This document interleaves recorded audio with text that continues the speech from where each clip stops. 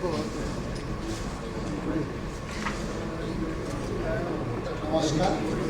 स्वागत वंदन अभिनंदन सबको।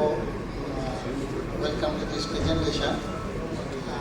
दिस विल ऑफ कोर्स हमारे राजीव जी जब प्रेजेंट किए तो एक इतना बढ़िया सेटिंग दे दिया, तो एक इसके बाद भी एक कार्यक्रम है, तो I can go fast. I think कुछ चीज़ें इसमें कवर करेंगे, थोड़ा सा डिटेल में, बाकी थोड़ा फास्ट चलेगा।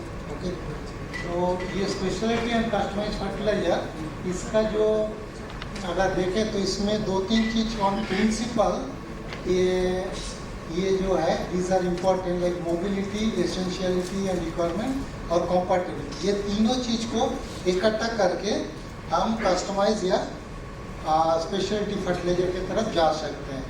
और इसमें एक तो बेटर क्रॉप इम्प्रूवमेंट हो सकता है, दूसरा है कि इसमें बहुत सारे ये जो आपका स्पेशलिटी फर्टिलाइजर और कस्टमाइज फर्टिलाइजर के थ्रू आप खाली एक चीज़ नहीं, बहुत सारी चीज़ को एड्रेस कर रहे हैं।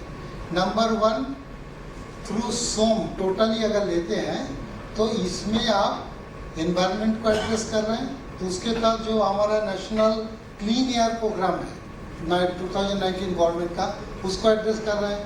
जो आपका जो मैन्योर वाला पार्ट है उसमें आपका स्वच्छ भारत अभियान वाला पार्ट एड्रेस कर रहा है। इसके साथ साथ बायोस्टिमुलेंट और स्टिमुलेंट और माइक्रोन्यूट्रिएंट, इसके साथ साथ न्यूट्रिशनल प्रॉब्लम को भी एड्रेस कर रहा है। तो हमारे जितना SDG है, जो 17 SDG है, उसमें सीधा सीधा आपका 1 और 2 जो एंड हंगर और पॉवर्टी, ये दोनों को तो एड्रेस कर ही रहे हैं। साथ साथ आपका 15 जो है हमारा लाइफ ऑन लैंड, जो 15.3 लैंड डिग्रेडेशन न्यूट्रलिटी, उसको बहुत अच्छा से हम लोग एड्रेस कर पा रहे हैं, ये स्पेशलिटी और थ्रू ऑल द सोम। सो हमने ये हमारा एक सेटिंग है, इसको बहुत ज़्यादा साइंस में ना जाके ये बोल सकते हैं कि हमारा एक पर्टिकुलर फॉर्म में प्लांट अवेलेबल होता है न्यूट्रिएंट का, उसको हम लोग थ्रू स्पेशलिटी फर्टिलाइजर उसको एड्रेस कर रहा है।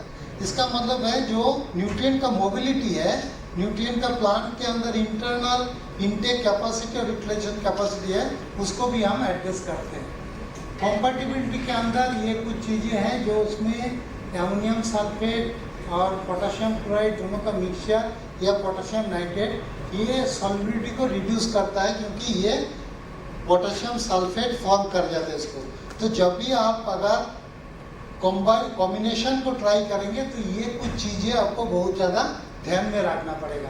दूसरा है कैल्शियम नाइट्रेट और फॉस्फेट, अगर जब भी हम देते हैं तो कैल्शियम सल्फेट बन जाता है, वो भी सॉल्युबिलिटी को रिड्यूस करता है।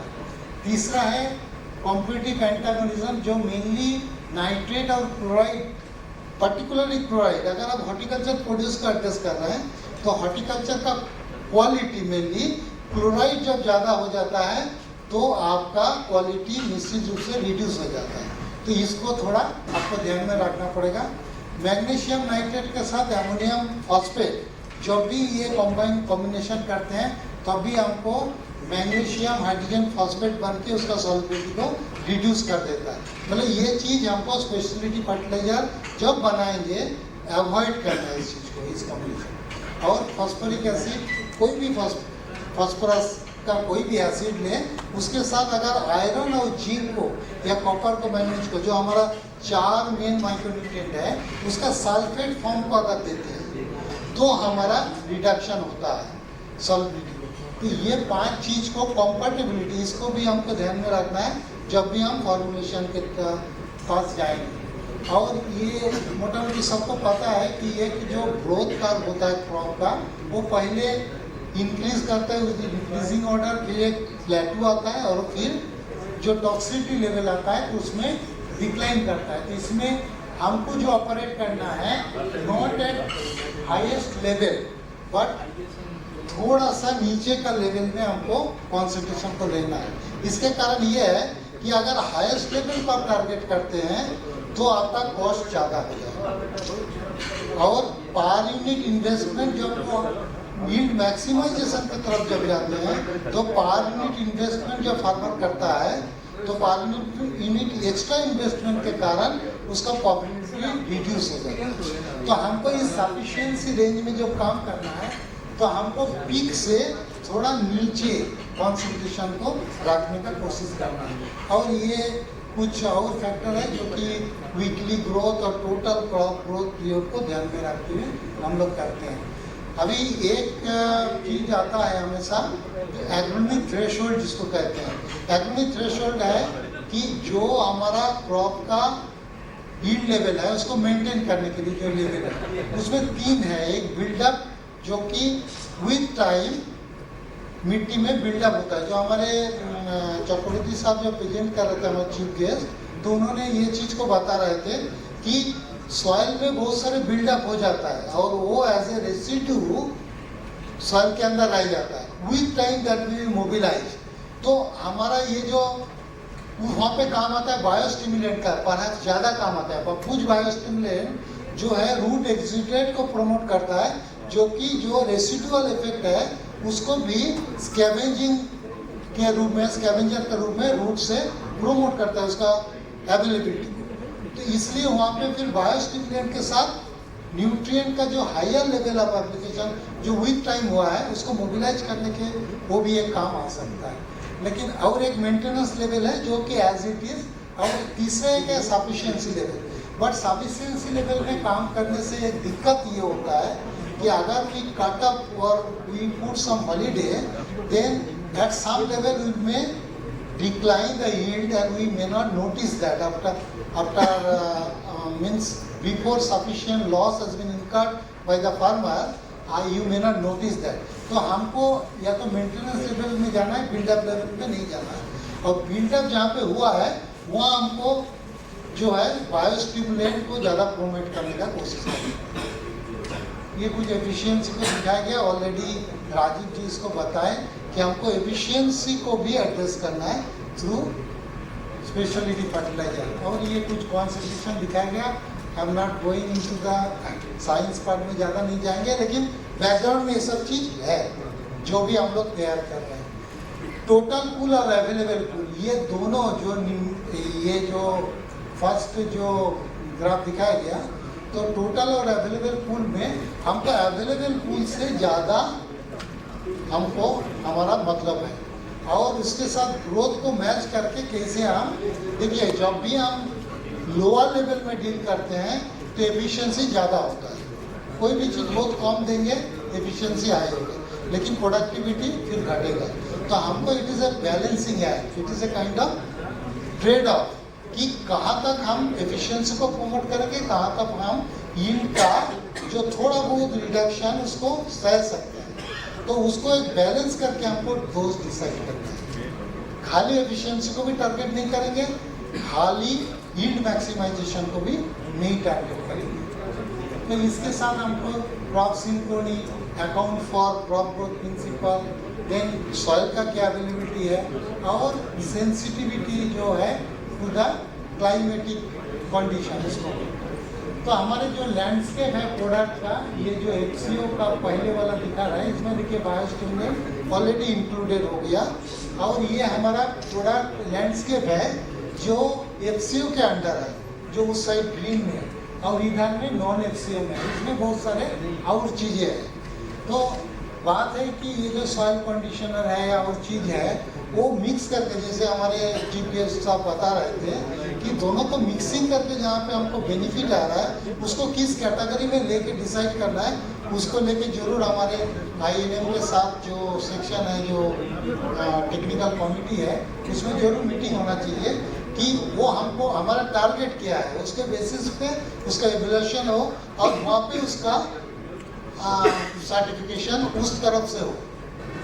और दूसरा एक है कि ये जो कॉमन फर्टिलाइजर जो सूटेबल फॉर इरिगेशन ये दिया हुआ है यहाँ, लेकिन इसमें प्रॉब्लम ये है, इसमें बहुत सारे रेसिड्यू रहता है। और जब भी हम थ्रू फर्टिगेशन देते हैं तो हमारे एमिटर में उसका निश्चित रूप से विद टाइम समस्या आता है। तो हम लोग अगर ट्रूली जो स्पेशलिटी फर्टिलाइजर की तरफ जाते हैं तो निश्चित उसको हम एड्रेस कर पाएंगे। ये जो स्पेशलिटी फर्टिलाइजर का एक है कि special condition of the soil. Speciality fertiliser का मेन जो चीज है, it can be customised also for a particular type of soil, ये भी पॉसिबल है। और साथ साथ वो प्लांट के कंडीशन को और स्पेशलाइज्ड एक्शन को भी गवर्न करके, जैसे हम water soluble fertiliser, slow and control use of fertiliser, secondary micronutrient and ultimately customised fertiliser की तरफ हम जा सकते हैं। ये वाटर सॉल्यूबल फर्टिलाइजर का है, जिसमें ये दिया हुआ है efficiency can be as high as 85%, even 90%, कोई 95% तक भी रिपोर्ट किया है। तो जहाँ हमारा पोटाशियम का एफिशिएंसी जो मैक्सिमम माना जाता है वो 70% में है, उसको हम इतना तक बढ़ा सकते हैं। तो इसके तहत हम जो कर सकते हैं वो है कि हमारा एनवायरमेंटल लोड भी कम हो जाता है, तो हम लोग GHG एमिशन को भी डील करते हैं इससे। ये है जो HCA approved composition of water soluble fertiliser. If we can make it through within our own country, इसमें निश्चित रूप से हमारा बेनिफिट होगा। बहुत सारे implementation is one part and country का जो एक्सचेकर है वो अमेंडमेंट जो 2015-16 में हुआ, उसमें एक की अमेंडमेंट है, free primary nutrient loss not less than 35 units, वो बाई वेट उसको परसेंट मिनिमम बाई वेट और 40 उसका रखा गया वेटेज। तो ये इसमें इंक्लूड है 2 प्राइमरी न्यूट्रिएंट उसमें इंक्लूडेड होना चाहिए, और all primary nutrient should be minimum more than 5%। ये 3 चीज़ उसमें इंक्लूड किया गया। और हमारे जो सॉइल टेस्ट क्रॉप रिस्पॉन्स जो 25 सेंटर में हमने किया थ्रू आउट इंडिया, 11 ईयर्स इसके पहले हम उसी में थे नेशनल कोऑर्डिनेटर, तो हमने देखे हैं कि अगर 5 जो डेफिशिएंट है जिस जगह में, उसको 5 जो मेन है उसमें 3 मेजर न्यूट्रिएंट और 2 माइक्रो या सेकेंडरी न्यूट्रिएंट को अगर आप 5 न्यूट्रिएंट को एड्रेस करते हैं तो 80% केस में 20% minimum yield increase is possible. ये एक हम रूल टाइप का, इन 80% cases 20% yield increase is possible minimum, because rest 20% cases में क्या है, वो बाय डिफॉल्ट और बिकॉज ऑफ देयर एक्सपीरियंस और very learned progressive farmer they are practising that. But 80% case में आप इसको अगर करेंगे just 5 nutrient, then you can increase 20% at least. Doctor साहब एक यहाँ इश्यू वाला बैक साइड डोंट माइंड। नहीं, it is given 0.5% moisture. Okay, sir. If we delete this particular clause, this amendment, this 2015 amendment will be applicable to liquid fertilizer also and suspension fertilizer also. Sir, next time please think of it without changing anything. Just delete this clause, and because in foliar fertilizer we don't need such high concentration of nutrition, we reduce this to 15%. Just half. So it can be very good for industry also. Will you allow please? Sorry to interrupt because it's the point also. The nitrogen soluble is 0.5%, but in case of calcium nitrate, it's 1.5. So I am going to add the calcium nitrate, and it becomes impossible. Yes. So that is, I think, a mistake by something they don't understand. no, actually whatever as of today, whatever is there, that's what where intervention is required. Yes. So that's what Dr. Kaushik was telling, that the status paper has to be made, and then that has to be means you have to put your case from that angle. Thank you. That is so this is as of today, but it can be of course, because this science is also developing, and since we are trying to do it in our own country, so we have to because there are a lot of other benefits if you do it in the own country. So you can do all those things, and so many other things can be. Then coated inorganic fertilizers are also there. This is the key observation category, and I have told. Here you see zinc coated urea. Long back it was developed, but not being popularized because there is no cost consideration from the FCO. that whatever you are incurring extra cost, they are not accounted for the per bag of zinc coated area. It is approved but not taking up. But very good fertilizer, of course, wherever zinc is also a problem. And you know, at least 40% cases, 38% cases, zinc is deficient. It was done by NFL long back. Then customized fertilizer from water soluble to another sector, where you can just make customization based on clustering of your GPS GIS sulfate map of the district. Consider what is the nutrient requirement for a crop, what is the deficiency, and how that at least five nutrients that can be addressed through this. And these are some customized fertilizer grade that can be made. Multi-nutrient carrier, mainly this will just by tweaking a little bit of total fertilizer schedule, you can address lot of other things. You can see these things. These are just the flow chart that we have developed. Geo-referencing of chosen areas, selecting sampling point, actual sampling, then analyzing the soil plant, and then development of your soil fertility map, then defining management zone, targeting separately, then means clustering of your zone, then computing the removal for a particular crop, calculating the nutrient requirement and the ratio, and then blending for customized fertilizer development. So this here just it is shown that if you target one yield and that nutrient requirement, if you multiply these two, you will get nutrient uptake for a particular yield target. That is A multiplied by B is your nutrient uptake, because that is the target, you multiply with nutrient requirement. Then here you see soil available nutrient with how much part of that nutrient will be available to the plant. If you multiply these two, then you will get nutrient that will be available from soil. If you deduct from nutrient requirement to which is available from the soil, you will get what is the nutrient that has to be supplied by the fertilizer. And then if you put the efficiency and divide by the efficiency, because efficiency is a factor that will increase the rate of application, so you will get the fertilizer nutrient. And then fertilizer nutrient from kg per acre to say kg per acre, that is for bag, and then basal rate 20% nitrogen, 100% P2O5 and K2O. If you do this thing balancing, then you will get what is the basal dose and then ratio of the nutrient, and that is your customized fertilizer. That's what we did in this particular conventional farmer practice above and then customized. You can see that nitrogen, phosphorus, potash, this was tweaked a bit, and we have included sulfur and zinc without incurring much cost, because that was reduced, and then that cost has been incurred and it was improved, and you can see that grain yield can be increased and partial factor productivity of nutrient can be improved more than 2 times.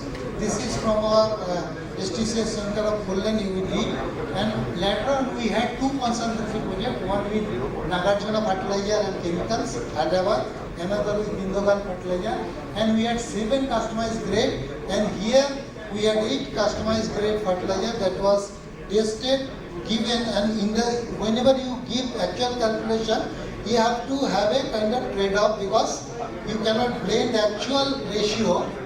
The lump formation will be there. Somewhat we negotiate and then we arrive at grade, and it was included in FCU ultimately. This 17 fertilizer grade.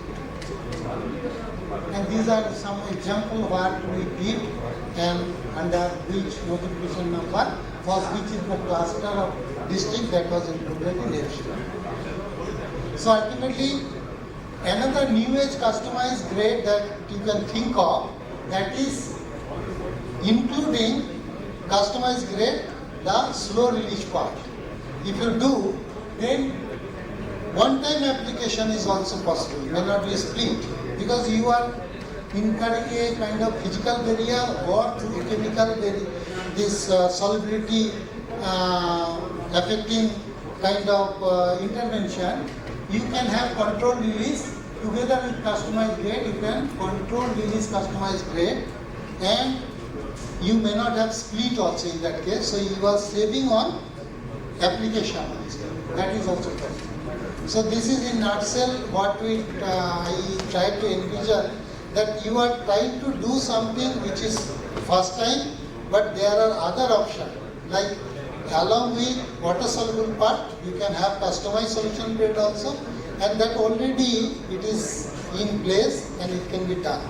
So you are not only trying to capture the government of India so many programs, actually through this particularly this conclave, you are addressing government of India's this manual part, particularly your Swachh Bharat scheme, then national clean air program of government of India. So many things you can address through this conclave that I was thinking. So in fact, I would like to congratulate all the organizers for giving me this opportunity, and particularly the magnet for making me here present is our chief guest, none other than chief guest.